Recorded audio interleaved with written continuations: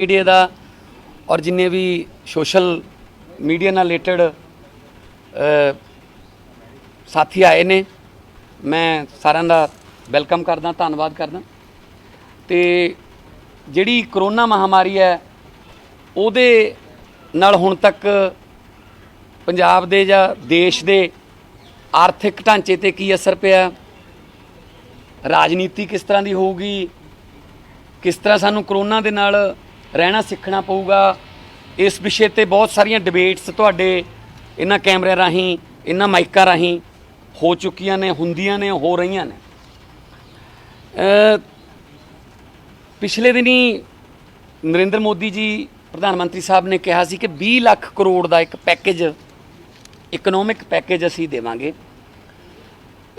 जिन्हों मतलब 5 प्रैस कॉन्फ्रेंसां राहीं साडे देश के वित्त मंत्री मानयोग निर्मला सीतारमन जी ने एक्सप्लेन करने की कोशिश की है। मैं उहदे सिलसिले सब तो पहला बोलना चाहूँगा। मतलब पहली गल तो इनू पैकेज नहीं कहना चाहिए, ये करजा है, ये लोन 80% तो ज़्यादा ये लोन है। सो लोन नूं आपां पैकेज किवें कह सकते हैं। तो नंबर 2 ते बड़े गुंझलदार तरीके नाल बड़ी लिपा पोची करके इनू पैकेज का नाम दिता गया।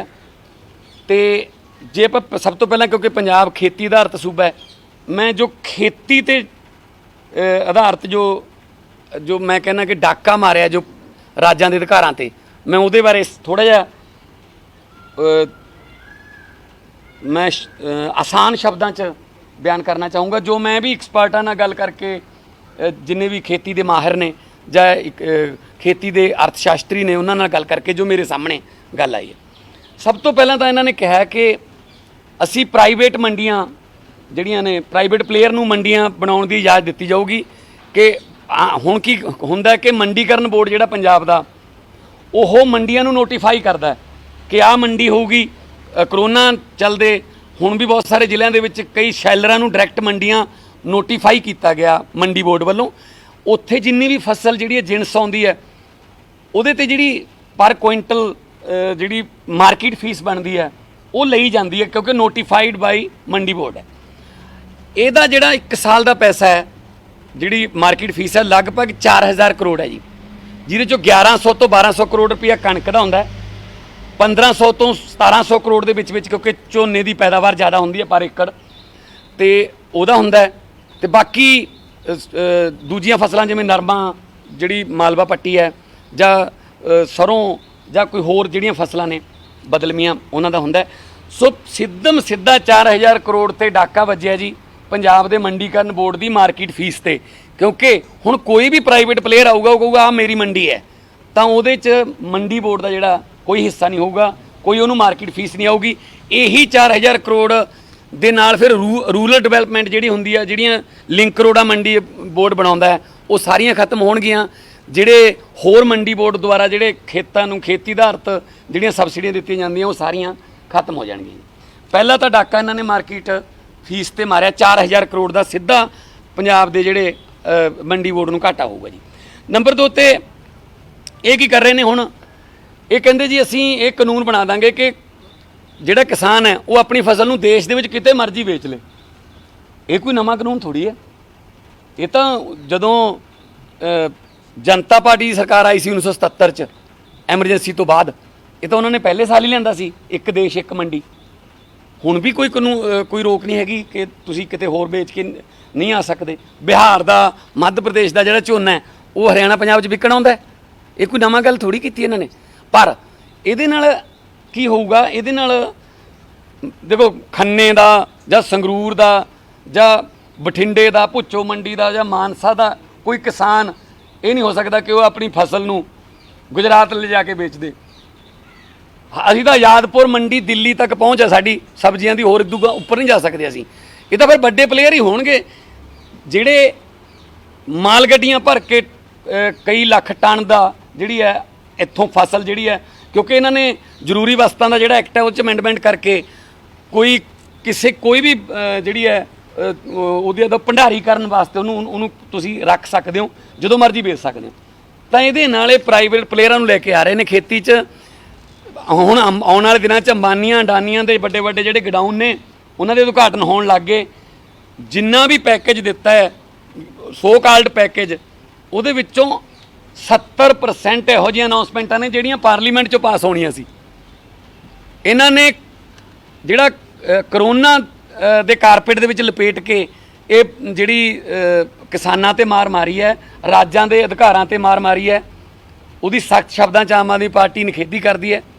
ਪਹਿਲਾਂ ਹੀ GST ਦੇ ਰੂਪ ਦੇ ਵਿੱਚ ਇੱਕ ਠੂਠਾ ਸਟੇਟਾਂ ਨੂੰ ਫੜਾ ਦਿੱਤਾ ਗਿਆ ਸੀਗਾ। ਟੈਕਸ ਅਸੀਂ ਕਲੈਕਟ ਕਰਦੇ ਹਾਂ, ਲੈ ਜਾਂਦੇ ਨੇ ਉਹ, ਤੇ ਬਾਅਦ 'ਚ ਅਸੀਂ ਆਪਣਾ ਹਿੱਸਾ ਮੰਗੀ ਜਾਂਦੇ ਹਾਂ। ਹੁਣ ਵੀ 4450 ਕਰੋੜ ਦੇ ਲਗਭਗ ਜਿਹੜਾ GST ਦਾ ਪੈਸਾ ਹੈ ਪੰਜਾਬ ਦਾ, ਉਹ ਸੈਂਟਰ ਕੋਲੇ ਪਿਆ। ਉਹ ਮੰਨ ਵੀ ਰਿਹਾ ਸੈਂਟਰ ਕਿ ਹਾਂ ਸਾਡੇ ਕੋਲੇ ਜਿਹੜੇ ਡਿਊਜ਼ ਪਏ ਨੇ GST ਦੇ। ਸੋ ਉਸ ਤੋਂ ਬਾਅਦ ਕੀ ਕਰ ਰਹੇ ਨੇ ਹੁਣ, ਇਹ ਹਰਿਆਣੇ 'ਚ ਤਾਂ ਇਹ ਪ੍ਰੋਜੈਕਟ ਸ਼ੁਰੂ ਕਰਤਾ, ਪੰਜਾਬ ਦੇ ਵਿੱਚ ਵੀ ਆਉਣ ਲੱਗੇ ਨੇ। ਇਹ ਹਜ਼ਾਰ ਏਕੜ ਦੇ 2-2000 ਏਕੜ ਦੇ ਕਲਸਟਰ ਬਣਾਉਣਗੇ ਜੀ, ਤੇ ਉੱਥੇ ਆਉਣਗੇ ਵੱਡੇ ਪਲੇਅਰ। ਇਹਨੂੰ ਕਹਿੰਦੇ ਨੇ ਇਹ ਕਿ ਖੇਤੀ 'ਚ ਇਨਵੈਸਟਮੈਂਟ ਨਹੀਂ ਹੈਗੀ, ਇਸ ਕਰਕੇ ਪ੍ਰਾਈਵੇਟ ਪਲੇਅਰ ਇਨਵੈਸਟ ਕਰ ਸਕਦੇ ਨੇ। ਕੀ ਹੋਊਗਾ, ਫਰਜ਼ ਕਰ ਲਓ ਕੋਈ 2000 ਏਕੜ ਦਾ ਕਲਸਟਰ ਬਣਿਆ, ਕਿਤੇ 2000 ਏਕੜ ਇਕੱਠੀ ਕੀਤੀ ਹੈ, ਤੇ ਮੇਰੇ 15 ਏਕੜ ਜ਼ਮੀਨ ਆ ਉਹ 'ਚ, ਤਾਂ ਮੈਨੂੰ ਕਿਹਾ ਜਾਊਗਾ ਕਿ 21 ਸਾਲ ਦਾ ਜਾਂ 31 ਸਾਲ ਦਾ ਐਗਰੀਮੈਂਟ ਕਰ ਸਾਡੇ ਨਾਲ, ਲੀਜ਼ ਤੇ ਦੇਂਗਾ, ਇੰਨੇ ਲੀਜ਼ ਹੋਊਗੀ, ਸਰਕਾਰ ਨੇ ਇੰਨੀ ਲੀਜ਼ ਤੈਅ ਕੀਤੀ ਹੈ, ਤੇ ਇੰਨੇ ਜਿਹੜਾ ਉਹਦੇ 'ਚ ਵਾਧਾ ਹੋਇਆ ਕਰੂ ਹਰ ਸਾਲ, ਤੇ ਉਸ ਤੋਂ ਬਾਅਦ ਇਹ ਜ਼ਮੀਨ ਸਾਡੀ ਹੋਗੀ। ਤੂੰ ਜੇ ਦਿਹਾੜੀ ਕਰਨ ਆਉਣਾ ਤੇ ਇੱਥੇ ਆ ਜਾ ਕਰ, ਨਹੀਂ ਤੇਰਾ ਕੋਈ ਕੰਮ ਨਹੀਂ, ਸਾਨੂੰ ਡਿਸਟਰਬ ਨਾ ਕਰਿਓ। ਸੋ ਫਿਰ ਦੁਬਾਰਾ ਅਸੀਂ ਉਹ ਮੁਜ਼ਾਹਰਾ ਕਲਚਰ ਜਿਹੜਾ ਜਾਂ ਜਿਹੜੀ ਗੁਲਾਮੀ ਦੀ ਪ੍ਰਥਾ ਵੱਲ ਫਿਰ ਦੁਬਾਰਾ ਸਾਨੂੰ ਲੈ ਕੇ ਜਾਣ ਦਾ ਬਹੁਤ ਵੈਲ ਪਲੈਨਡ ਇਹ ਜਿਹੜਾ ਨੀਤੀਆਂ ਚੱਲ ਰਹੀਆਂ ਨੇ। ਸੋ ਇਸ ਕਰਕੇ ਪੰਜਾਬ ਸਰਕਾਰ ਨੇ, ਬਲਕਿ ਪੰਜਾਬ ਸਰਕਾਰ ਨੇ ਉਹਨਾਂ ਦਾ ਜਿਹੜਾ ਅਮੈਂਡਮੈਂਟ ਐਕਟ ਹੈਗਾ ਉਹ 'ਚ ਅਮੈਂਡਮੈਂਟ ਕਰਕੇ ਹਾਂ ਜਿਹੜੀ ਹੈ ਕਾਂਗਰਸ ਸਰਕਾਰ ਨੇ ਕੀਤੀ ਉਹਨਾਂ ਨੂੰ, ਇਸੇ ਕਰਕੇ ਹੁਣ ਉਹ ਜਿਹੜੇ ਉਹਨਾਂ ਦੇ ਪ੍ਰਾਈਵੇਟ ਪਲੇਅਰਾਂ ਦੇ ਗਡਾਊਨਾਂ ਦੇ ਉਦਘਾਟਨ ਹੋਣ ਲੱਗ ਗਏ। ਠੀਕ ਹੈ ਨਾ। ਸੋ ਹਰਿਆਣੇ ਦੇ ਵਿੱਚ ਇਹ ਆਲਰੇਡੀ ਜਿਹੜਾ ਇੰਪਲਾਈ ਕਰਨ ਲੱਗੇ ਨੇ। ਇਹ ਹੁਣ ਅੱਗੇ ਕੀ ਹੈ, ਜੇ ਕਿਸਾਨ ਵਾਸਤੇ ਕਹਿੰਦੇ ਅਸੀਂ 1,63,000 ਕਰੋੜ ਰੱਖਿਆ ਖੇਤੀ ਵਾਸਤੇ, ਉਹ ਤਾਂ ਸਾਰਾ ਜਿਹੜਾ ਹੈ ਉਹ ਤਾਂ ਉਧਾਰ ਪੈਸੇ ਦੇਣ ਵਾਸਤੇ ਉਹਦਾ ਵਿਆਜ ਦੀ 2% ਛੋਟ ਹੈ ਜੀ। ਉਹਦੇ ਕਿਸਾਨ ਨੂੰ ਥੋੜੀ ਫਾਇਦਾ ਹੋ ਰਿਹਾ, ਉਹਨੂੰ ਤਾਂ ਕਰਜ਼ਾ ਦੇਣ ਵਾਸਤੇ ਰੱਖਿਆ। ਕਿਸਾਨ ਤਾਂ ਪਹਿਲਾਂ ਹੀ ਕਰਜ਼ਾਈ ਹੈ ਜੀ। ਕਿਸਾਨ ਕਰਜ਼ਾ ਮਾਫੀ ਨਹੀਂ ਚਾਹੁੰਦਾ, ਕਿਸਾਨ ਕਰਜ਼ਾ ਮੁਕਤੀ ਚਾਹੁੰਦਾ। ਉਹ ਇਹੋ ਜਿਹੇ ਜਿਹੜੇ ਪ੍ਰੋਡਕਸ਼ਨ ਕਾਸਟ ਘਟਾਈ ਜਾਵੇ, ਜਿਹੜੀ MSP ਇਸ ਤਰ੍ਹਾਂ ਦੀ ਦਿੱਤੀ ਜਾਵੇ ਤਾਂ ਕਿ ਉਹਨੂੰ ਕਰਜ਼ਾ ਲੈਣ ਦੀ ਲੋੜ ਨਾ ਪਵੇ। ਸੋ ਇਹ ਸਾਰਾ ਜਿਹੜਾ ਕਰਜ਼ੇ ਨੂੰ ਇਹ ਆਰਥਿਕ ਪੈਕੇਜ ਦਾ ਨਾਮ ਦੇ ਰਹੇ ਨੇ। ਇੱਕ ਹੋਰ ਜਿਹੜੀ ਗੱਲ ਉਠਾਉਣੀ ਤਾਂ ਚਾਹੀਦੀ ਸੀਗੀ ਉਹ ਸੁਖਬੀਰ ਬਾਦਲ ਹੋਰਾਂ ਨੂੰ, ਪਰ ਕਿਉਂਕਿ ਉਹ ਉਹਨਾਂ ਦੇ ਨਾਲ ਭਾਈਵਾਲ ਨੇ, ਇਸ ਕਰਕੇ ਉਹ ਨਹੀਂ ਬੋਲਦੇ। ਹੁਣ ਤਾਂ ਕਿਸਾਨਾਂ ਦੇ ਬਹੁਤ ਵੱਡੇ ਨੇਤਾ ਦੇ ਜਾਂ ਕਿਸਾਨਾਂ ਦੀ ਪਾਰਟੀ ਦੇ ਰੂਪ 'ਚ ਆਪਣੇ ਆਪ ਨੂੰ ਉਹ ਪੇਸ਼ ਕਰਦੇ ਨੇ। ਚੁੱਪਚਾਪ ਜਿਹੜੀਆਂ ਰਸਾਇਣਿਕ ਖਾਦਾਂ ਨੇ, ਕੇਂਦਰ ਨੇ 10 ਰੁਪਏ ਕਿਲੋ ਤੋਂ ਲੈ ਕੇ 19 ਰੁਪਏ ਕਿਲੋ ਤੱਕ ਉਹਨਾਂ ਤੇ ਸਬਸਿਡੀ 'ਚ ਕਟੌਤੀ ਕਰਤੀ। ਮਤਲਬ ਯੂਰੀਆ ਮਹਿੰਗਾ ਹੋਊਗਾ, ਹੁਣ ਹੋਰ ਖਾਦਾਂ ਮਹਿੰਗੀਆਂ ਹੋਣਗੀਆਂ। ਇਹਦੇ ਬਾਰੇ ਕੋਈ ਬੋਲੇ ਹੀ ਨਹੀਂ, ਕਿਉਂਕਿ ਇਸ ਤਰੀਕੇ ਨਾਲ ਲਪੇਟ ਕੇ ਜ਼ਹਿਰ ਜਿਹੜਾ ਹੈ ਉਹ ਗੁੜ ਦੇ ਵਿੱਚ ਲਪੇਟ ਕੇ ਦਿੱਤਾ ਹੈ, ਜਾਂ ਕੈਪਸੂਲ ਜਿਹੜਾ ਇੰਨਾ ਰੰਗ ਬਰੰਗਾ ਬਾਹਰੋਂ ਕਿ ਅੰਦਰਲੀ ਦਵਾਈ ਦਾ ਪਤਾ ਹੀ ਨਹੀਂ ਲੱਗਦਾ। ਮਤਲਬ ਆਮ ਲੋਕਾਂ ਦੀ ਗੱਲ ਛੱਡੋ, ਅਰਥ ਸ਼ਾਸਤਰੀ ਆਪਦਾ ਸਿਰ ਫੜੀ ਬੈਠੇ ਨੇ ਕਿ ਇਹ ਹੈ ਕੀ ਹੈ, ਸਾਨੂੰ ਇਹ ਸਮਝ ਨਹੀਂ ਆ ਰਹੀ। ਵਿਰੋਧੀ ਪਾਰਟੀਆਂ ਤਾਂ ਬਾਅਦ ਦੀ ਗੱਲ ਹੈ ਨਾ। ਸੋ ਮੈਂ ਐਕਸਪਰਟਸ ਨਾਲ ਗੱਲ ਕਰਕੇ ਮੇਰੇ ਕੋਲੇ ਸਾਰਾ ਜਿਹੜਾ ਇਹ ਮੈਂ ਅੱਜ ਖਾਕਾ ਤੁਹਾਡੇ ਕੋਲ ਲੈ ਕੇ ਆਇਆ। ਖਾਸ ਤੌਰ ਤੇ ਪੰਜਾਬ ਇਸ ਗੱਲੋਂ ਖੁਸ਼ਕਿਸਮਤ ਹੈ, ਮੈਂ ਕਈ ਡਿਬੇਟਸ ਦੇ ਵਿੱਚ ਵੀ ਇਹ ਗੱਲ ਕਹੀ ਹੈ, ਬੈਠੇ ਨੇ ਸਾਥੀ ਸਾਡੇ ਜਿਹੜੇ ਉਹ ਡਿਬੇਟਸ ਨੂੰ ਐਂਕਰ ਕਰਦੇ ਆ, ਤੇ ਕਿ ਪੰਜਾਬ ਖੁਸ਼ਕਿਸਮਤ ਹੈ ਕਿ 6 ਸਾਲ ਤੋਂ ਪੰਜਾਬ ਕੋਲੇ ਫੂਡ ਪ੍ਰੋਸੈਸਿੰਗ ਮਿਨਿਸਟਰੀ ਹੈ ਸੈਂਟਰ ਦੀ। ਹਰਸਿਮਰਤ ਕੌਰ ਜੀ ਸਾਡੇ ਫੂਡ ਪ੍ਰੋਸੈਸਿੰਗ ਮਿਨਿਸਟਰ ਨੇ। ਬਟ ਇੱਕ ਸਿੰਗਲ ਪ੍ਰੋਜੈਕਟ ਵੀ, ਐਗਰੇਰੀਅਨ ਸਟੇਟ ਹੈ ਪੰਜਾਬ, ਇੱਕ ਸਿੰਗਲ ਪ੍ਰੋਜੈਕਟ ਵੀ ਫੂਡ ਪ੍ਰੋਸੈਸਿੰਗ ਨਾਲ ਰਿਲੇਟਡ ਜੇ ਪੰਜਾਬ 'ਚ ਆਇਆ ਹੋਵੇ ਤਾਂ ਉਹ ਦੱਸ ਦੇਣ। ਇੱਕ ਬਠਿੰਡੇ ਆਇਆ ਸੀ, ਉਹ NPA ਹੋ ਗਿਆ, ਹੋਣ ਵਾਲਾ ਦਿਵਾਲੀ ਆਪਾਂ ਉਹ ਨਿਕਲ ਗਿਆ ਉਹਦਾ। ਜੇ ਸਾਡਾ ਟਮਾਟਰ ਇੱਥੇ ਪ੍ਰੋਸੈਸ ਹੋਵੇ, ਪ੍ਰੋਜੈਕਟ ਲੱਗਣ, ਪ੍ਰੋਸੈਸ ਹੋ ਕੇ ਸਾਡੇ ਟਮਾਟਰ ਦੇ ਪ੍ਰੋਜੈਕਟ ਬਣਨ, ਪ੍ਰੋਡਕਟ ਬਣਨ, ਤੇ ਸਾਰੀ ਦੁਨੀਆ ਜਾਣ ਸਾਡੇ ਆਲੂ ਦੇ, ਸਾਡੀਆਂ ਸਬਜ਼ੀਆਂ ਦੇ, ਸਾਡੇ ਫਰੂਟਾਂ ਦੇ। ਪੰਜਾਬ ਦੀ ਧਰਤੀ ਇੰਨੀ ਉਪਜਾਊ, ਇੰਨੀ ਜ਼ਰਖੇਜ਼ ਹੈ ਕਿ ਜੋ ਮਰਜ਼ੀ ਬੀਜ ਲਓ, ਪਰ ਕਿਉਂਕਿ ਉਹਨਾਂ ਦਾ ਕੋਈ ਇੰਟਰਸਟ ਹੀ ਹੈ ਨਹੀਂ, ਉਹਨਾਂ ਨੇ ਸਿਰਫ ਆਪਣੀ ਵਜ਼ੀਰੀ ਬਚਾਉਣੀ ਹੈ, ਉਹਦੇ ਵਾਸਤੇ ਪੰਜਾਬ ਦੇ ਸਾਰੇ ਹੱਕਾਂ ਨੂੰ ਉਹ ਦਾਅ 'ਤੇ ਲਾ ਦਿੰਦੇ ਨੇ। ਸੋ ਨਾਲ ਇਹ ਹੁਣ ਜਿਹੜਾ ਆਰਥਿਕ ਪੈਕੇਜ ਹੈ, ਇਹ 'ਚ ਤੁਸੀਂ ਵੀ ਕਬੀਲਦਾਰ ਹੋ, ਤੁਹਾਡੇ ਵੀ ਘਰ ਚੱਲ ਰਹੇ ਨੇ। ਆਤਮ ਨਿਰਭਰਤਾ ਦਾ ਨਾਅਰਾ ਦਿੱਤਾ ਹੈ। ਜੇ ਇੱਕ ਪਰਿਵਾਰ ਨੂੰ ਆਪਾਂ ਆਤਮ ਨਿਰਭਰ ਦੇਖਣਾ ਹੋਵੇ, ਉਹ ਪਰਿਵਾਰ ਹੁੰਦਾ ਆਤਮ ਨਿਰਭਰ ਜਿਹੜਾ ਆਪਣੇ ਬੱਚਿਆਂ ਦੀ ਪੜ੍ਹਾਈ ਕਰਾ ਸਕਦਾ ਹੈ, ਜਿਹੜਾ ਜੇ ਕੋਈ ਬਿਮਾਰ ਹੁੰਦਾ ਹੈ ਪਰਿਵਾਰ 'ਚੋਂ ਤਾਂ ਉਹਦੇ ਇਲਾਜ ਵਾਸਤੇ ਉਹਦੇ ਕੋਲ ਪੈਸਾ ਹੈਗਾ। ਅਤੇ ਕਬੀਲਦਾਰੀ ਨੂੰ ਆਪਣੇ ਬਲਬੂਤੇ 'ਤੇ ਚਲਾਉਣ ਨੂੰ ਆਤਮ ਨਿਰਭਰਤਾ ਕਹਿੰਦੇ ਨੇ।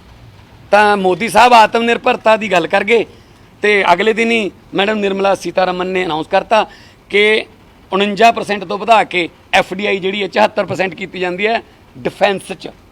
ਉਹ ਪਾਰਟੀ ਜਿਹੜੀ FDI ਦਾ ਵਿਰੋਧ ਕਰਦੀ ਸੀ, ਅੱਜ ਉਹ ਆਲਮੋਸਟ 2/3 ਜਿਹੜਾ ਉਹ ਡਿਫੈਂਸ ਦਾ ਉਹ FDI ਨੂੰ ਦੇ ਰਹੇ ਨੇ।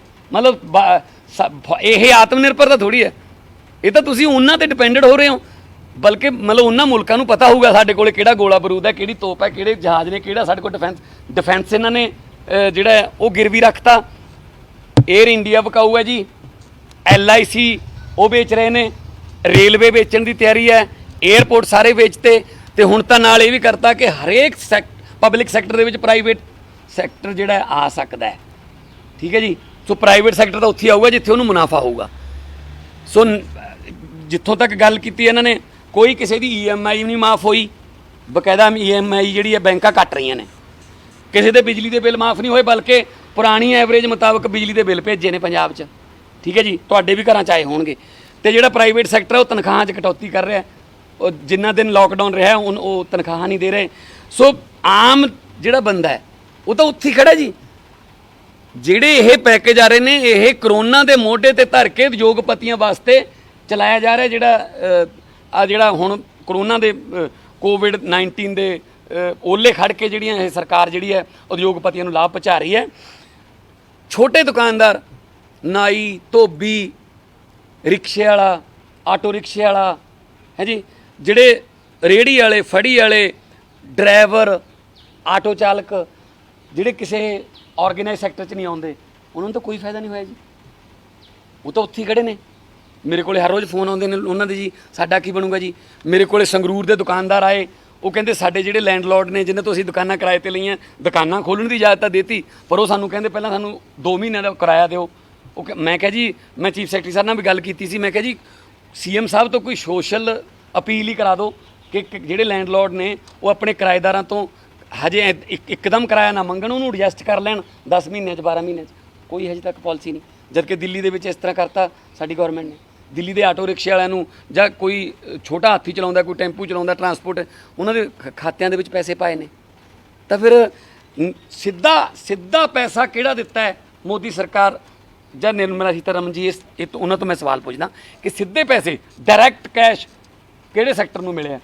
ਜਿਸ ਵੇਲੇ ਇਹਨਾਂ ਨੇ ਟ੍ਰੈਫਿਕ ਨਾਲ ਰਿਲੇਟਡ ਜੁਰਮਾਨੇ ਵਧਾਉਣੇ ਸੀ, ਚਾਹੇ ਉਹ ਰੈੱਡ ਲਾਈਟ ਦਾ, ਚਾਹੇ ਸੀਟ ਬੈਲਟ ਨਹੀਂ ਲਾਈ, ਚਾਹੇ ਓਵਰ ਸਪੀਡਿੰਗ ਦਾ, ਉਦੋਂ ਉਹਨਾਂ ਨੇ ਕਿਹਾ ਜੀ ਅਮਰੀਕਾ ਕੈਨੇਡਾ 'ਚ ਦੇਖੋ ਕਿੰਨੇ ਜੁਰਮਾਨੇ ਨੇ, ਇਸ ਕਰਕੇ ਅਮਰੀਕਾ ਕੈਨੇਡਾ ਦੇ ਹਿਸਾਬ ਨਾਲ ਅਸੀਂ ਜੁਰਮਾਨੇ ਲਾ ਰਹੇ ਹਾਂ। ਅਤੇ ਜਦੋਂ ਹੁਣ ਆਹ ਕਰੋਨਾ ਮਹਾਮਾਰੀ ਕਰਕੇ ਲੋਕਾਂ ਦੇ ਕਾਰੋਬਾਰ ਠੱਪ ਹੋ ਗਏ, ਦਿਹਾੜੀਆਂ ਸਭ ਖਤਮ ਹੋ ਗਈਆਂ, ਤਾਂ ਅਮਰੀਕਾ ਕੈਨੇਡਾ ਤਾਂ 2-2000 3-3000 ਡਾਲਰ ਹਰ ਘਰ ਦੇ, ਹਰ ਅਕਾਊਂਟ ਦੇ ਵਿੱਚ ਕੈਸ਼ ਪਾ ਰਿਹਾ ਜੀ। ਜਦੋਂ ਉਦੋਂ ਗੱਲ ਕਰਦੇ ਵੀ ਉਹ ਪਾ ਰਹੇ ਨੇ, ਉਦੋਂ ਕਹਿੰਦੇ ਨੇ ਉਹ ਡਿਵੈਲਪ ਕੰਟਰੀ ਨੇ ਜੀ। ਜੁਰਮਾਨੇ ਲਾਉਣ ਵਾਰੀ ਉਹਨਾਂ ਦੀ ਰੀਸ, ਅਤੇ ਜਦੋਂ ਕੋਈ ਇਹ ਪੈਕੇਜ ਦੇਣਾ ਉਦੋਂ ਇਹ ਕਹਿ ਕੇ ਖਹਿੜਾ ਛਡਾ ਲੈਂਦੇ ਨੇ ਕਿ ਉਹ ਤਾਂ ਡਿਵੈਲਪ ਕੰਟਰੀ ਨੇ, ਆਪਾਂ ਉਹਨਾਂ ਦੀ ਕੀ ਰੀਸ ਕਰ ਸਕਦੇ ਹਾਂ। ਸੋ ਇਸ ਕਰਕੇ ਇਹ ਅਮੀਰ ਨੂੰ ਹੋਰ ਅਮੀਰ ਅਤੇ ਗਰੀਬ ਨੂੰ ਹੋਰ ਗਰੀਬ ਬਣਾਉਣ ਦੀ ਜਿਹੜੀ ਨੀਤੀ ਹੈ ਪਿਛਲੇ 6 ਸਾਲ ਤੋਂ ਚੱਲ ਰਹੀ ਹੈ ਮੋਦੀ ਸਾਹਿਬ ਦੀ। ਔਰ ਜੁਮਲੇ ਆ ਰਹੇ ਨੇ, ਲੋਕਲ को वोकल करना है, अपनी बालकोनी में खड़े होकर आपने मोमबत्ती जलानी है। सर बालकोनियाँ किन्नियां कोले ने? ਉਹ ਤਾਂ ਸਿੱਧੇ ਹੀ ਆਪਣੇ ਵੋਟ ਬੈਂਕ ਨੂੰ, ਮਿਡਲ ਕਲਾਸ ਜਾਂ ਅਪਰ ਮਿਡਲ ਕਲਾਸ ਨੂੰ ਉਹ ਤਾਂ ਸੰਬੋਧਨ ਹੋ ਰਹੇ ਨੇ। ਲੋਕਾਂ ਕੋਲੇ, ਲੋਕ ਤਾਂ ਬਹੁਤ ਚਿਰ ਪਹਿਲਾਂ ਤੋਂ ਗਰੀਬ ਨੇ, ਜਿਹੜੇ BPL ਵਾਲੇ ਜਾਂ ਗਰੀਬੀ ਦੀ ਰੇਖਾ ਤੋਂ ਥੱਲੇ ਜਿਹੜੇ ਨੇ, ਉਹ ਤਾਂ ਪਹਿਲਾਂ ਹੀ ਮੋਮਬੱਤੀਆਂ ਜਲਾਉਂਦੇ ਨੇ। ਉਹਨਾਂ ਦੇ ਤਾਂ ਦੀਵਿਆਂ 'ਚ ਤੇਲ ਹੈ ਹੀ ਨਹੀਂ। 500 ਦਾ ਅੰਕੜਾ ਹੋ ਗਿਆ ਜੀ, 500 ਦੇ ਲਗਭਗ ਅੰਕੜਾ ਹੋ ਗਿਆ ਜਿਹੜੇ ਮਜ਼ਦੂਰ ਸੜਕਾਂ 'ਤੇ ਮਾਰੇ ਗਏ ਐਕਸੀਡੈਂਟਾਂ 'ਚ।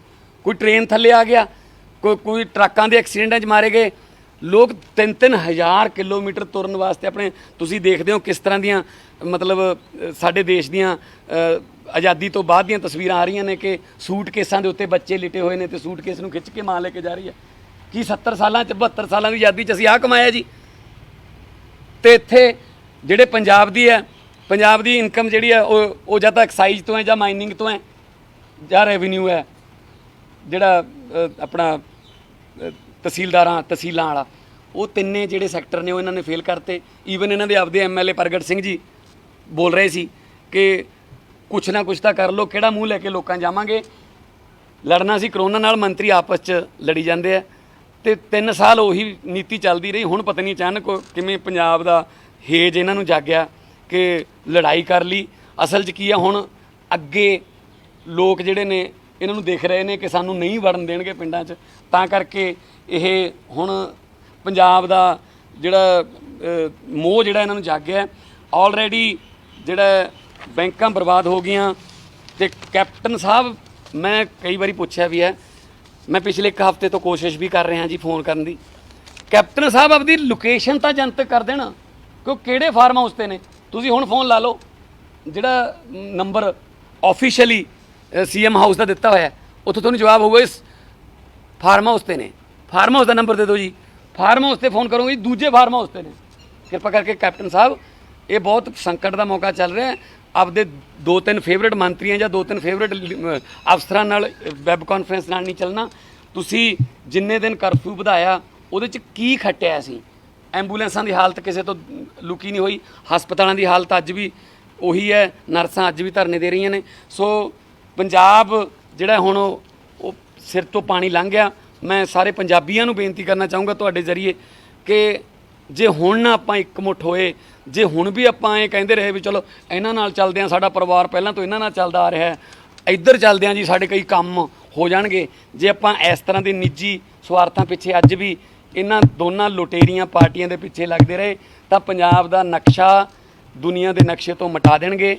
ਕੋਈ ਕੁਦਰਤੀ ਸੋਮਾ ਨਹੀਂ ਛੱਡਿਆ ਲੁੱਟਣ ਵੱਲੋਂ। ਅੱਜ ਉਹੀ ਪੰਜਾਬ ਜਿਹੜਾ ਸਾਰੇ ਮੁਲਕ ਦਾ ਢਿੱਡ ਭਰਦਾ ਹੁੰਦਾ ਸੀ, ਅੱਜ ਉਹ ਪੰਜਾਬ ਜਿਹੜਾ ਉਹ ਭੁੱਖਮਰੀ ਦਾ ਸ਼ਿਕਾਰ ਹੋ ਰਿਹਾ ਹੈ। ਔਰ ਕੇਂਦਰ ਦੀਆਂ ਮਿੰਨਤਾਂ ਕਰੀ ਜਾਂਦੇ ਆ ਕਿ ਸਾਨੂੰ ਕੁਝ ਰਾਹਤ ਦੇ ਦਿਓ ਜੀ, ਸਾਡੇ ਹੀ ਪੈਸੇ ਦੇ ਦਿਓ ਜੀ। ਸੋ ਇਸ ਕਰਕੇ ਇਸ ਤਰਾਸ਼ਦੀ 'ਤੇ ਅੱਜ ਮੈਂ ਤੁਹਾਡੇ ਨਾਲ ਗੱਲ ਕਰਨ ਆਇਆ। ਜੇ ਕਿਸੇ ਦਾ ਕੋਈ ਸਵਾਲ ਹੈ ਤਾਂ ਮੈਂ ਵੈਲਕਮ ਕਰੂੰਗਾ। ਕੋਈ ਸਵਾਲ ਪੁੱਛਣਾ ਚਾਹੁੰਦਾ ਜੀ?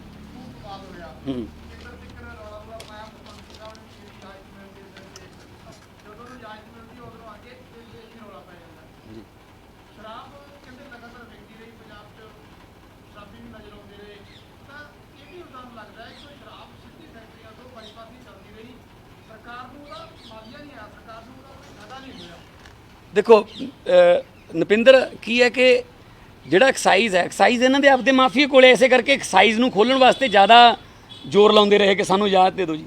ਇਹਦਾ ਮਤਲਬ ਜਿਹੜਾ ਪੰਜਾਬ ਸਰਕਾਰ ਹੈ ਉਹ 25-30 ਦਿਨ ਜਾਂ 35-40 ਦਿਨ ਵੀ ਨਹੀਂ ਮਤਲਬ ਕੱਟ ਸਕੀ ਬਿਨਾਂ ਐਕਸਾਈਜ਼ ਤੋਂ। ਜਿਹੜਾ ਲੋਕਾਂ ਨੇ ਟੈਕਸ ਦੇਣਾ ਤਾਂ ਨਹੀਂ ਬੰਦ ਕੀਤਾ ਲੋਕਾਂ ਨੇ, ਜਾਂ ਇਹਨਾਂ ਨੇ ਕੋਈ ਟੈਕਸ ਦੇ ਵਿੱਚ ਕੋਈ ਲੋਕਾਂ ਨੂੰ ਰਿਬੇਟ ਤਾਂ ਨਹੀਂ ਦਿੱਤੀ। ਲੋਕ ਤਾਂ ਟੈਕਸ ਦੇ ਰਹੇ ਨੇ, ਫਿਰ ਖਜ਼ਾਨਾ ਕਿਵੇਂ ਖਾਲੀ ਹੋਈ ਜਾਂਦਾ ਹੈ? ਕਿਉਂਕਿ ਜਿਸ ਤਰ੍ਹਾਂ ਪ੍ਰਗਟ ਸਿੰਘ ਕਹਿ ਰਹੇ ਸੀ ਪਰਸੋਂ ਆਪਣੀ ਪ੍ਰੈਸ ਕਾਨਫਰੰਸ 'ਚ ਕਿ ਉਹ ਮਾਫੀਆ ਤਾਂ ਇਹਨਾਂ ਕੋਲੇ ਆ ਸਾਰਾ। ਰੇਤ ਵਾਲਾ ਵੀ, ਰੇਤਾ ਵੀ ਨਹੀਂ ਬੰਦ ਹੋਇਆ, ਰਾਤ ਨੂੰ ਰੇਤੇ ਦੀਆਂ ਗੱਡੀਆਂ ਵੀ ਚੱਲਦੀਆਂ ਰਹੀਆਂ ਨੇ।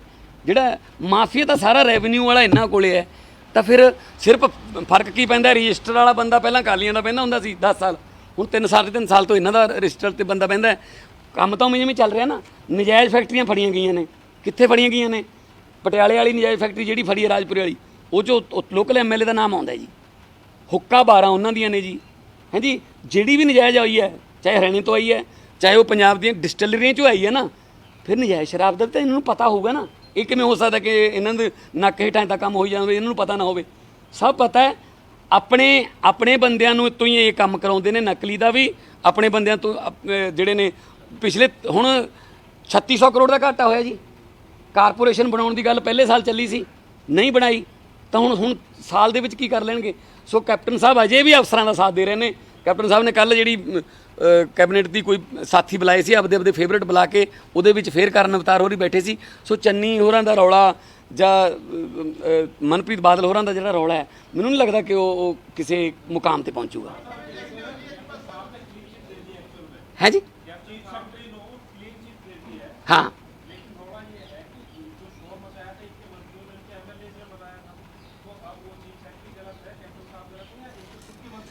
नहीं देखो सरकार तो कैप्टन साहब की है ना, सरकार कर्ण अवतार की थोड़ी है ना, वो तो सिलेक्टेड हैं, हम इलेक्टेड हैं। लोगों को तो फेस हमने करना है ना। वादे किए थे घर घर नौकरी के, वादे किए थे कर्जा माफ, पूरा कर्जा प्राइवेट सेक्टर का भी और पब्लिक सेक्टर का भी, वादे किए थे स्मार्टफोन के, वादे किए थे 5-5 मरले के प्लाट के। क्या कौन सा वादा पूरा हुआ है? सो इस मतलब ये खजाना मंत्री पंजाब का सिर्फ ये बताने के लिए बनता है कि खजाना खाली है। 3.5 साल में अगर इनसे खजाना पूरा नहीं हुआ तो अब कैसे करेंगे 1 साल में? देखो, एक्साइज पॉलिसी जो है, जो नहीं बनाई, उसके लिए कैप्टन साहब खुद जिम्मेदार हैं। कैप्टन साहब के पास वो मंत्री भी हैं, एक्साइज मिनिस्ट्री भी उनके पास है, और कर्ण अवतार एक्साइज एंड टैक्सेशन उनके पास है। तो अगर मनप्रीत बादल और चरणजीत चन्नी ये कह रहे हैं कि अगर कर्ण अवतार जी ऐसी पॉलिसियाँ बनाएंगे तो कैबिनेट बुलाने का क्या फ़ायदा, हमसे तो सिर्फ साइन करवाते हैं। इसका मतलब समथिंग इज़ वेरी सीरियस। और पंजाब के कुदरती सोमे, जो चाहे वो सैंड है, चाहे वो ट्रांसपोर्ट है, ऑलरेडी वो मतलब माफिया के हाथ में चले गए हैं। कैप्टन सरकार को इसका क्लीन चिट कैसे दे दी उन्होंने?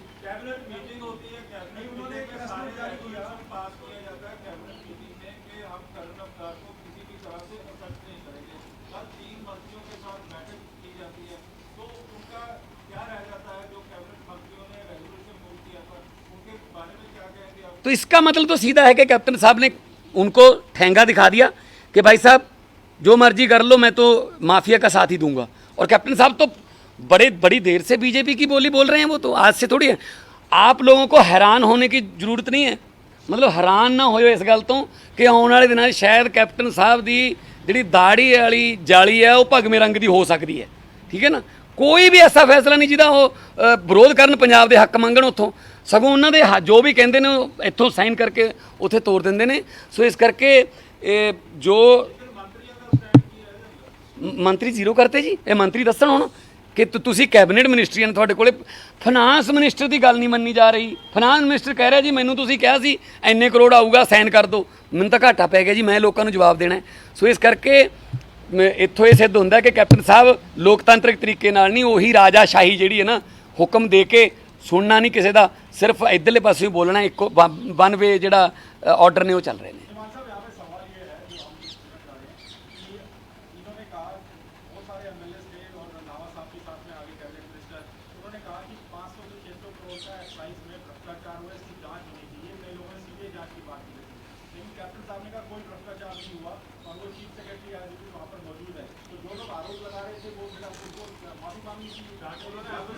नहीं, नॉट ओनली 500 करोड़ नहीं है, मतलब 3600 करोड़ का तो टोटल है। 3600, प्रताप सिंह बाजवा कह रहे हैं 3600 करोड़, उनके अपने मिनिस्टर हैं, राज्यसभा के मेंबर हैं, प्रधान रहे हैं पहले। तो इसका मतलब जो कठपुतली बन गए हैं सब जो मिनिस्टर हैं, अगर उनकी नहीं चलती या तो वो इस्तीफ़ा दे दें, या फिर लोगों के सामने सब कुछ जनतक करें कि हाँ जी हमसे गलती हो गई, हमने वादा आपसे कुछ और किया था। कैप्टन अभी तक दीवारों पर लिखा हुआ है चाहता है पंजाब कैप्टन की सरकार, अब वहाँ क्या लिखेंगे कि पछताउंदा है पंजाब कैप्टन की सरकार। मैं पब्लिक के सामने आके उनको बताना चाहिए क्या हो रहा है कि हमारी नहीं चलती भाई, हम तो नाम के ही मंत्री हैं, या फिर उनका कोई अंडरस्टैंडिंग हो गई है कि आप चुप कर जाओ। इंद्रिश चन्नी साहब कह रहे हैं कि मुझे धमकी दी गई है कि आप पर केस डाल दिए जाएंगे। वो तो बताएं कौन से केस डाल दिए जाएंगे, बता तो देना कि कौन से केस मेरे पे डाल दिए जाएंगे, झूठे पर्चे हैं सच्चे हैं। तो मतलब ये है किसी ना किसी की हर एक की फाइल पड़ी है, इस हमाम में सब नंगे हैं। वो जब भी कोई थोड़ा बहुत रिवोल्ट करता है फाइल दिखा देते हैं, भाई साहब आपकी फाइल पड़ी है, तो वो चुप कर जाता है। ये ऐसे पंजाब थोड़ी चलेगा। तो 2022 में हम आके इसकी पूरी ना पूरी जांच करेंगे, कैसे पंजाब के कुदरती जो सोमे हैं उनको लूटा गया, कैसे पंजाब के लोगों के खून पसीने की कमाई को, टैक्सी कमाई को लूटा गया। हम तो जांच करेंगे। अच्छा होगा अगर कैप्टन साहब खुद ही करवा लें। मसला है कि 2022 आम आदमी पार्टी का मुकाबला कैप्टन अमरिंदर सिंह की गवाही वाली भाजपा के नाल होएगा। हो सकता जी, क्योंकि वो तो मैं तुहानूं दस्सिया कि वो तो कैप्टन साहब का भगमा करन तो हो ही चुक्या। दसो किहड़ा फैसला जिहड़ा सेंटर चाहुंदा होवे ते पंजाब लागू ना करदा होवे। ਅਸਤੀਫਾ ਦੇਣ ਦਾ ਕਲਚਰ ਹੈ ਨਹੀਂ ਜੀ ਕਾਂਗਰਸ 'ਚ। ਕਹਿੰਦੇ ਬੜੀ ਮੁਸ਼ਕਿਲ ਨਾਲ ਤਾਂ 10 ਸਾਲਾਂ ਬਾਅਦ ਲਾਲ ਬੱਤੀ ਮਿਲੀ ਹੈ, ਉਹ ਤਾਂ ਇੱਥੇ ਕਹਿੰਦਾ ਸੀਗਾ ਅਸੀਂ ਨਹੀਂ ਲਾਲ ਬੱਤੀ ਲਾਉਂਦੇ, ਕਹਿੰਦੇ ਬੜੀ ਮੁਸ਼ਕਿਲ ਨਾਲ ਮਿਲੀ ਹੈ।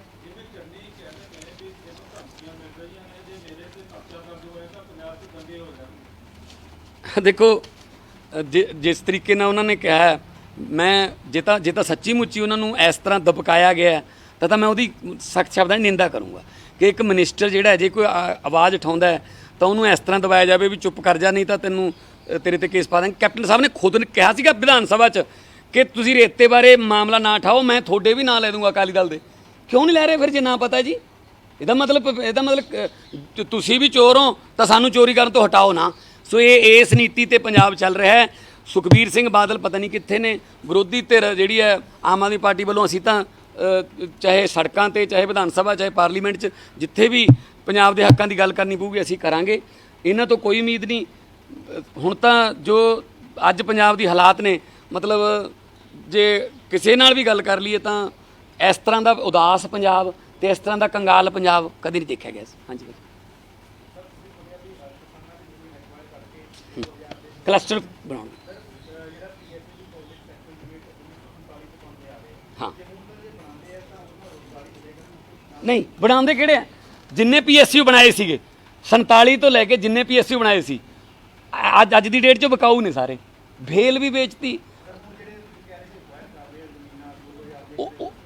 ਕਲਸਟਰ ਨਹੀਂ 2-2000 ਏਕੜ ਤੇ ਉਹ ਪਤਾ ਕਿ ਰਿਲਾਇੰਸ ਐਗਰੋ ਆਊਗੀ ਨਾ, ਵੱਡੇ ਪੱਧਰ ਤੇ ਖੇਤੀ ਕਰਨਗੇ, ਛੋਟਾ ਮਾਰਿਆ ਜਾਊਗਾ।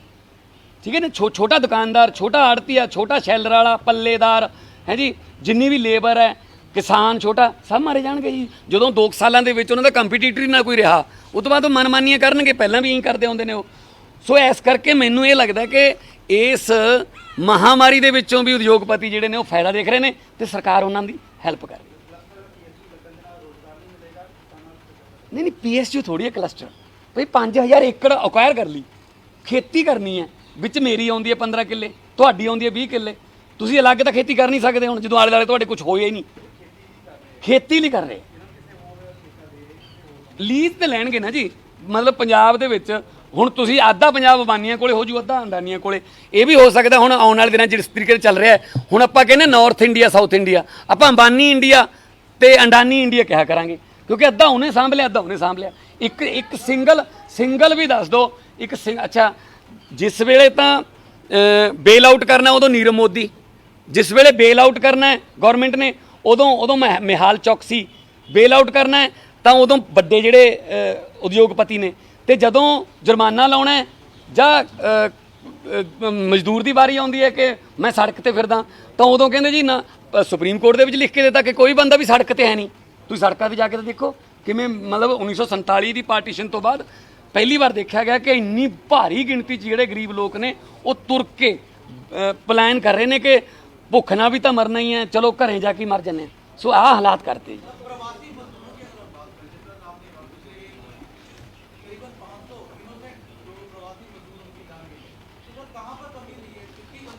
सर 4 घंटे के मतलब 4 घंटे के टाइम में लॉकडाउन कर दिया। 8 बजे बोला कि 12 बजे से लॉकडाउन। मोदी साहब को ये बहुत शॉर्ट नोटिस पे काम करने आते हैं। ऐसे GST की थी रात को 12 बजे, ऐसे नोट बदले थे, नोटबंदी की थी। अब 4 घंटे के टाइम पीरियड में लॉकडाउन कर दिया तो लोगों में हफड़ा दफड़ी मच गई। मोदी जी वाराणसी जाके कहते हैं महाभारत का युद्ध 18 दिन में लड़ा गया था, 18 दिन में जीत लिया गया था। कोरोना के युद्ध को 21 दिन लगेंगे। अब कितने दिन हो गए सर? हर 15 दिन बाद आ जाते हैं, 15 दिन और 15 दिन और।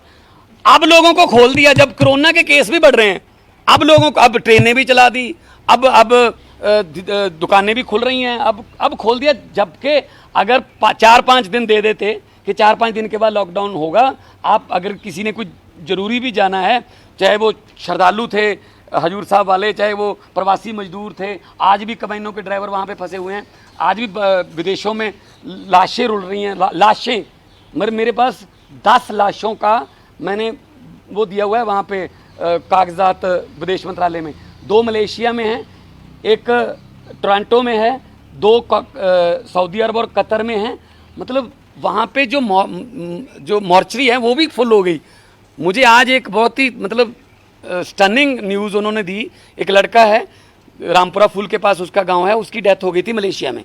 उन्होंने उसके हॉस्पिटल ने कहा कि 1 हफ्ते के अंदर अंदर अगर आपकी एम्बेसी इस डेड बॉडी को ले जाएगी तो ठीक है, वरना हम समुद्र में इनको मतलब फेंक देंगे। मतलब ये हालात में हम भारतीयों को छोड़ रखा है, ठीक है ना। तो अब रेल का किराया भी, पहले कहते रेल का किराया लेंगे, कांग्रेस ने बात उठाई कि हम किराया देंगे, इमीडिएटली आधे घंटे में रेल का किराया माफ़ हो जाता है। तो मतलब गरीब को और दबाना है, अमीर को और अमीर बनाना है, यही उनकी पॉलिसी है।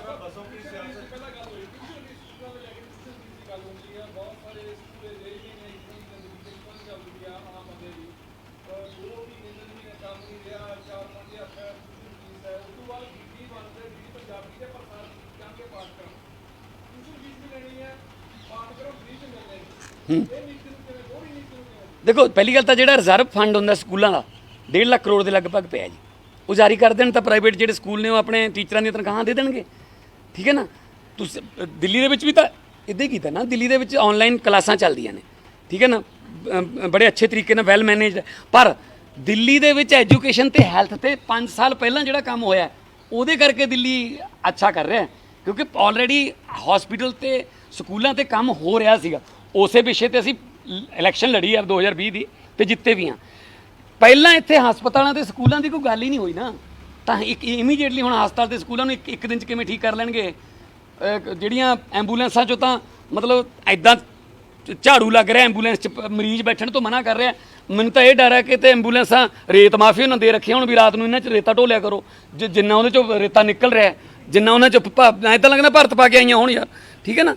ਸੋ ਆਹ ਤਾਂ ਸਾਡਾ ਹਾਲਾਤ ਹੈ। ਲੋਕਡਾਊਨ ਜਿਹੜਾ ਉਹ ਟਾਈਮ ਬਾਏ ਕਰ ਦੂਗਾ ਤੁਹਾਨੂੰ, ਪਰ ਉਨੇ ਚਿਰ 'ਚ ਤੁਸੀਂ ਆਪਣੀਆਂ ਹੈਲਥ ਫੈਸਿਲਿਟੀਆਂ ਅਪਡੇਟ ਕਰ ਲਓ। ਪਰ ਦੁੱਖ ਨਾਲ ਕਹਿਣਾ ਪੈ ਰਿਹਾ ਪੰਜਾਬ ਨੇ ਇੱਕ ਵੀ ਹੈਲਥ ਫੈਸਿਲਿਟੀ ਅਪਡੇਟ ਨਹੀਂ ਕੀਤੀ, बल्कि साडा MP लैड जिहड़ा सी वो भी ले लिया सातों। साडे ते गाइडलाइन देण दे सानू हुण भी तो गाइडलाइन हैगियां ने कि तुसीं इत्थे पैसा दे सकदे हो, इत्थे नहीं दे सकदे।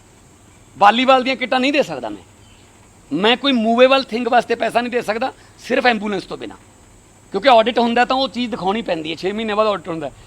सानू गाइडलाइन देण दे कि सिर्फ ते सिर्फ PP किटां खरीदियां जा सकदियां ने, सिर्फ तुसीं वेंटीलेटर जां फिर ऑक्सीजन सिलेंडर ਜਾਂ ਫਿਰ ਕਰੋਨਾ ਨਾਲ ਰਿਲੇਟਡ ਹੋਰ ਜਿਹੜੇ ਇਕਵਿਪਮੈਂਟ ਹੈ ਮੈਡੀਕਲ ਉਹ ਖਰੀਦ ਸਕਦੇ ਹੋ ਬਸ।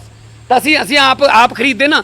ਅੱਜ ਧਨੌਲੇ ਦਾ ਕੋਈ ਹਸਪਤਾਲ ਮੈਥੋਂ ਕੋਈ ਮਸ਼ੀਨ ਮੰਗਦਾ ਹੈ ਪੋਰਟੇਬਲ ਐਕਸਰੇ ਦੀ, ਤਾਂ ਮੈਂ ਇਮੀਡੀਏਟਲੀ ਚੈੱਕ ਕੱਟ ਸਕਦਾ ਨਾ ਸੰਗਰੂਰ ਤੋਂ, ਤੇ ਉਹਨੂੰ ਅਗਲੇ ਦਿਨ 2 ਦਿਨਾਂ ਬਾਅਦ ਉਹਨੂੰ ਮਸ਼ੀਨ ਮਿਲ ਜੂਗੀ। ਹੁਣ ਮੈਂ ਕਿੱਥੋਂ ਲਿਆਉਂਗਾ ਉਹਨੂੰ ਮਸ਼ੀਨ? ਪਹਿਲਾਂ ਮੈਂ ਡਾਕਟਰ ਹਰਸ਼ਵਰਧਨ ਕੋਲ ਜਾਊਂਗਾ। ਹਰ ਗੱਲ ਵਾਸਤੇ ਇਹਨਾਂ ਨੇ ਸਟੇਟਾਂ ਨੂੰ ਹੱਥ 'ਚ ਠੂਠੇ ਫੜਾ ਕੇ ਮੰਗ ਤੇ ਬਣਾਤਾ। ਸਟੇਟਾਂ ਦੀ ਸੰਘੀ ਘੁੱਟੀ ਗਈ ਹੈ ਔਰ ਇਹ ਪਹਿਲਾਂ ਤੋਂ ਇਹਨਾਂ ਦਾ ਸੀਗਾ ਇਹ ਪਲਾਨ, ਤੇ ਹੁਣ ਕਰੋਨਾ ਦੀ ਆੜ ਹੇਠ ਇਹ ਸਾਰਾ ਜਿਹੜਾ ਡਿਜ਼ਾਸਟਰ ਮੈਨੇਜਮੈਂਟ ਦੀ ਆੜ ਹੇਠ ਹੁਣ ਸਭ ਕੁਝ ਕਰ ਹਾਂ।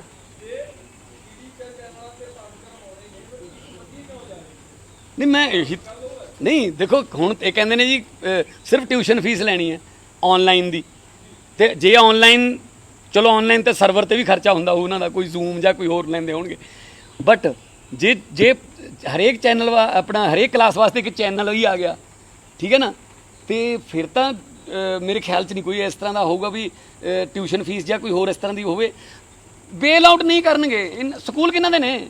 स्कूल फेर लीडरां दे ने। स्कूल तुसीं प्राइवेट स्कूलों चले जाओ, सरकारी स्कूल क्यों फेल किए? ताकि प्राइवेट सैक्टर नूं मिल जे, कस्टमर मिल जे। सरकारी हस्पताल क्यों फेल किए? ताकि 5 स्टार हॉस्पिटल जोड़े खुले ने उन्होंने कस्टमर मिल जाए, मार्केटिंग मिल जाए। सो इस करके ये सब कुछ राजनीति ते ਜਿਹੜੇ ਬਿਊਰੋਕ੍ਰੇਸੀ ਮਿਲੇ ਹੋਏ ਨੇ ਸਾਰੇ ਪੰਜਾਬ ਦੇ ਵਿੱਚ। ਤਾਂ ਮੇਰੇ ਖਿਆਲ 'ਚ ਇਦੋਂ ਵੱਡੀ ਉਦਾਹਰਨ ਨਹੀਂ ਹੋ ਸਕਦੀ ਕਿ ਚੀਫ ਸੈਕਟਰੀ ਨੂੰ ਅਟੈਂਡ ਜਿਹੜੀ ਮੀਟਿੰਗ ਉਹ ਅਟੈਂਡ ਕਰੂਗਾ ਅਸੀਂ ਉੱਥੇ ਨਹੀਂ ਜਾਵਾਂਗੇ, ਕੈਬਨਿਟ ਮਿਨਿਸਟਰ ਕਹਿ ਰਹੇ ਨੇ ਤਾਂ। किसको? हाँ हाँ हाँ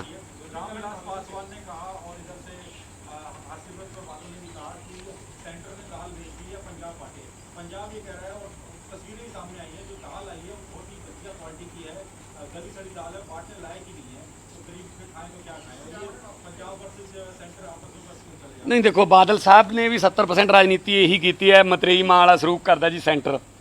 पर 2014 तो 2017 तक तो मां मतरेई नहीं सी ना, वो तो चाचा सका ही सी ना उत्थे मोदी। उदों की कर लिया, किहड़े प्रोजेक्ट आ गए? 2014 तो 2017 तक इत्थे भी यही सीगे, उपर भी यही सी। ते हुण फूड प्रोसैसिंग में कौन सा प्रोजेक्ट आया है, हरसिमरत कौर बता दे। और दाल अगर ऐसी आई क्वालिटी की जो मतलब जिसको पशु भी नहीं खाते, ऐसा बोला गया है, तो मतलब ये तो मतलब गरीबों के साथ एक किस्म का बहुत ही मजाक है, जख्मों पर नमक डालने वाली बात है।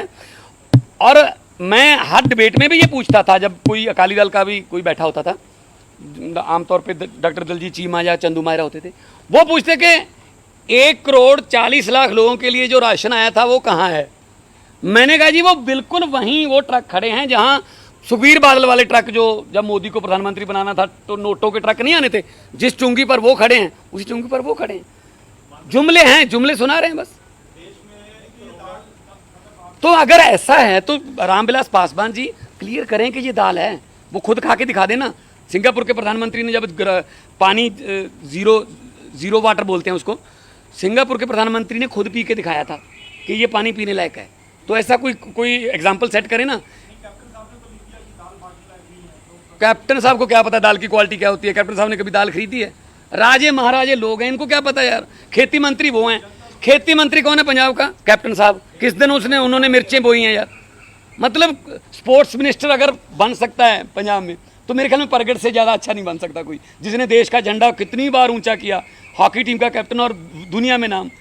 अब स्पोर्ट्स मिनिस्टर राणा गुरमीत सोढी जी हैं, तो मतलब इससे तो पता ही चलता है कि भाई अपने घर पे रखेंगे सब कुछ। सर गरीब तो पहले ही पिस रहा था, अब भी पिस रहा है। उनके नाम पे तो नीतियां या कुछ पैकेज अनाउंस किए जाते हैं, लेकिन मिलता गरीब तक कुछ नहीं है। इनके कांग्रेस कह रही है जी हम ये कर देंगे वो कर देंगे, पंजाब में करके दिखा देना, राजस्थान में कर देना, एग्जाम्पल तो सेट करो ना जहाँ जहाँ आपकी सरकारें हैं। तो इसलिए मतलब दुख से कहना पड़ रहा है कि जो कोरोना महामारी है उसमें भी ये राजनीति कर रहे हैं। और मैं फिर दोबारा आप तो थोड़े जरिए, हाँ जी, कोरोना की महामारी का संकट देश में है, लेकिन वहीं पर जो आर्मी है तिब्बत में लगातार ही हाँ में टेंशन लगातार ही बढ़ती चली जा रही है। देखो इधर से भी अगर बॉर्डर की बात करें तो पाकिस्तान से भी बहुत बार सीज फायर की उल्लंघना हुई है, और चाइना वाले जो तिब्बत वाला साइड है वहाँ पे तो टेंशन है। तो मतलब एक तरफ तो हम ये कह रहे हैं कि चाइना जो अगर अब फेल होगा ना तो हम कामयाब होंगे। अरे ये दिन में सपने देख रहे हैं। देखिए मैन्युफैक्चरिंग इंडस्ट्री के लिए बहुत अच्छा मौका है भारत में। अगर चाइना को लाना है, अभी तक 6% आए हैं, बाकी वियतनाम चले गए, जब बांग्लादेश जाएंगे। हमारे पास लेबर है, हमारे पास मैन पावर है, सब कुछ है, लेकिन हमारे पास बिल पावर नहीं है, पॉलिटिकल बिल पावर। लघु उद्योग लाओ ना। अब क्या है ना, दिवालियापन की हद बढ़ा दीजिए, 1 लाख की बजाय 1 करोड़ रुपया आप लेके भाग सकते हो, कुछ नहीं कहेंगे, ठीक है जी। अब बैंकों को बोल दिया आप लोन दे दो, अगर आपका लोन एनपीए हो गया तो हम आपको गारंटी देते हैं। ये पैकेज है, लोन की गारंटी अगर को भाग गया वो तो अभी 68,000 करोड़ इन्होंने उनका माफ़ किया है, बेल आउट किया है।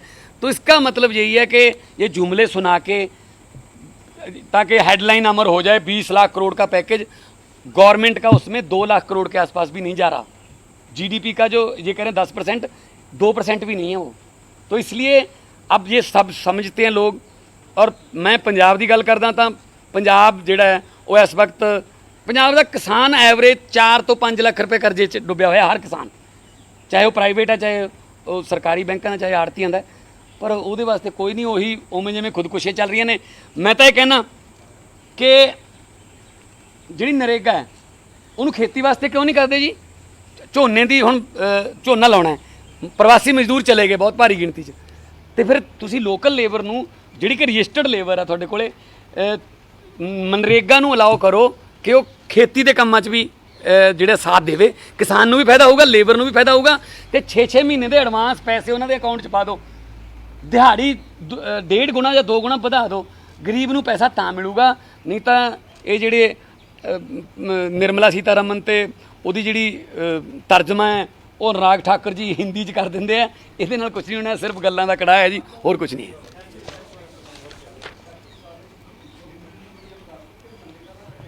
कदों नहीं चिट्ठी कल लिखी है ना चिट्ठी,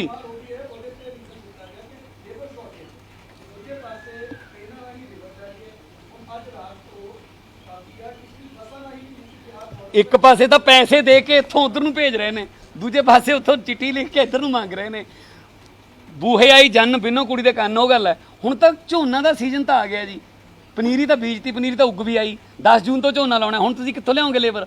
ਸੋ ਇਸ ਕਰਕੇ ਕੋਈ ਪਲੈਨਿੰਗ ਨਹੀਂ, ਨਾ ਕੋਈ ਐਗਰੀਕਲਚਰ ਪਲੈਨਿੰਗ ਹੈ, ਨਾ ਕੋਈ ਐਜੂਕੇਸ਼ਨਲ ਪਲੈਨਿੰਗ ਹੈ, ਨਾ ਕੋਈ ਇਹਨਾਂ ਦੀ ਇਕਨੋਮਿਕ ਪਲੈਨਿੰਗ ਹੈ। ਪੰਜਾਬ ਰੱਬ ਦੇ ਆਸਰੇ ਹੈ, ਠੀਕ ਹੈ, ਪਰ ਕੋਈ ਗੱਲ ਨਹੀਂ, ਪੰਜਾਬ ਗੁਰਾਂ ਦੇ ਨਾਂ ਤੇ ਵਸਦਾ ਹੈ। ਉਮੀਦ ਇਹੀ ਹੈ ਸੁਰਜੀਤ ਪਾਤਰ ਜੀ ਦੇ ਸ਼ੇਅਰ ਨਾਲ ਮੈਂ ਅੱਜ ਦੀ ਇਸ ਪ੍ਰੈਸ ਕਾਨਫਰੰਸ ਦਾ ਐਂਡ ਕਰੂੰਗਾ ਕਿ ਕੀ ਹੋਇਆ ਜੇ ਪੱਤਝੜ ਆਈ, ਤੂੰ ਅਗਲੀ ਰੁੱਤ ਵਿੱਚ ਯਕੀਨ ਰੱਖੀ, ਮੈਂ ਲੱਭ ਕੇ ਲਿਆਉਣਾ ਕਿਤੋਂ ਕਲਮਾਂ, ਤੂੰ ਫੁੱਲਾਂ ਜੋਗੀ ਜ਼ਮੀਨ ਰੱਖੀ।